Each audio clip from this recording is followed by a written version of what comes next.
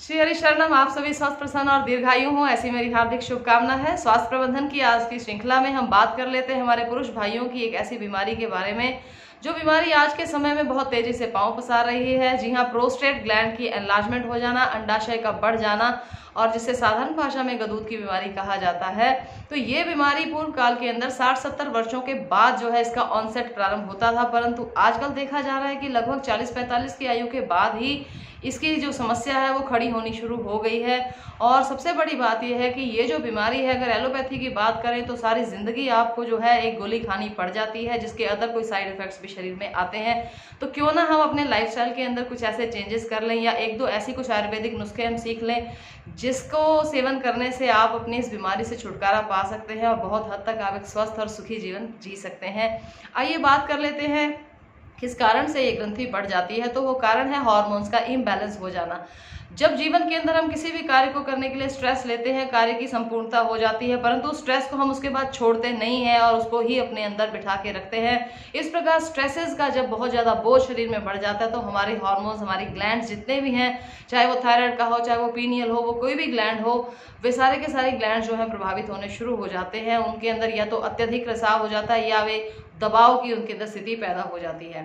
तो ये तो बात हो गई कि यदि 15-20 ग्राम के भार वाली इस प्रोस्टेट ग्लैंड का एक जो साइज है अखरोट की गिरी के बराबर होता है, यदि बढ़ जाए तो उसके बगल में ही हमारा जो पेशाब का जो तंत्र है, जो किडनी का जो रक्त के शोधन का जो तंत्र है, वो बिल्कुल उसके बगल में होता है। उसके बढ़ने से प्रेशर जो है वो हमारे यूरिनरी ब्लैडर के ऊपर आ जाता है। तो यूरिनरी ब्लैडर के ऊपर जब प्रेशर आ जाता है तो मनुष्य को सारा दिन ऐसा ही महसूस होता रहता है कि उसको पेशाब की हाजत लगी है, परंतु जब वह करने के लिए जाएगा तो उससे पेशाब नहीं होगा।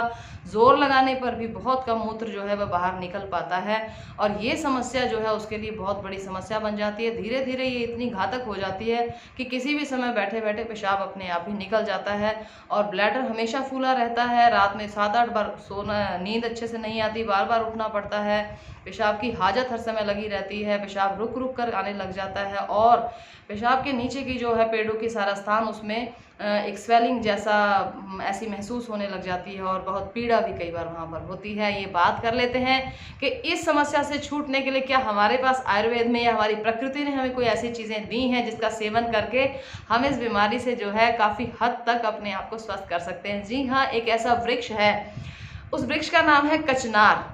अब ध्यान से सुन लीजिएगा कि कचनार का जो पेड़ है, हमें याद है बाल्यकाल के अंदर माताएं जो है कचनार के वृक्षों के पास जाती और उसकी फलियां तोड़ करके, उसके फूल तोड़ करके उसकी सब्जी बना लिया करती थी। परंतु आजकल जो है ये सब चीज़ें हमारे भोजन से निकल चुकी हैं, क्योंकि हम लोगों को वेस्टर्न चश्मा लगाकर जीवन जीने की एक आदत पड़ गई है। जो कुछ पश्चिम से आया है बस उसी को हमने अपना लिया है। हम जहाँ हमारा जन्म हुआ, जिस धरती पे हम पैदा हुए, जो समय से हम लोग चीज़ें खाते आ रहे हैं, हमें उनका सेवन करना चाहिए। आइए अब इस कचनार के बारे में मैं आपको बता दूं।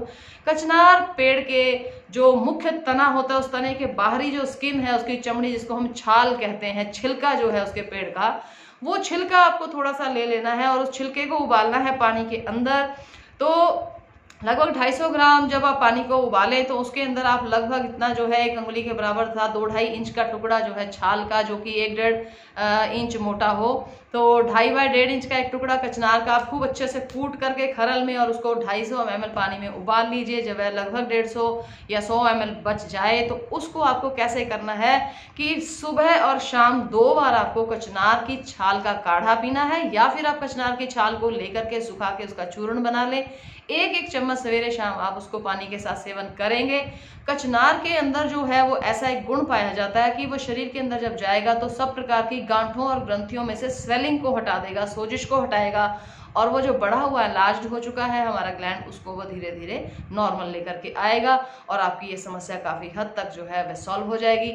इसके बाद हमारे पास एक और चीज़ है, ये है, इसका मैं कंपनी का प्रचार तो नहीं करना चाहती हूँ, ये है एलोवेरा का विनेगर है। ये तो आप इसको क्या समझें, ये है घृत कुमारी का सिरका। जी हाँ, ये बाजार में मिल जाता है, ऑनलाइन भी अवेलेबल हो जाएगा। घृत कुमारी का सिरका यदि ये आपको मिल जाए तो ये समझ लीजिए कि रामबाण औषधि है। इस घृत कुमारी के सिरके को आपने सेवन कैसे करना है, तो वो सेवन करने की विधि भी मैं आपको बता देती हूँ। 1 गिलास पानी के अंदर आपको 1 चम्मच घृत कुमारी का सिरका डालना है। 1 गिलास पानी में 1 चम्मच भर के आपको डालना है, उसको मिलाना है और खाली पेट आपको ये पी लेना है। दिन भर में आपको जो है मूत्र जो है वह खुल करके हो जाएगा, प्रेशर बार बार आने की आपको समस्या नहीं रहेगी। परंतु ये आप 1 सप्ताह तक लगातार करें। यदि बहुत अधिक समस्या बढ़ी हुई है अथवा जब आपको समस्या लगे आप उस दिन इसका सेवन कर लें, और 1 सप्ताह तक करने के बाद फिर आप इसको छोड़ दें कुछ दिनों के लिए, और इस प्रकार से आप इसको सप्ताह में 2 या 3 बार ले सकते हैं और इस बीमारी से आप निजात पाएं और स्वस्थ रहें, सुखी रहें। अगली बार एक अन्य समस्या को लेकर के आपके सामने हाजिर होते हैं। तब तक के लिए दी मुझे इजाज़त। हरि ओम।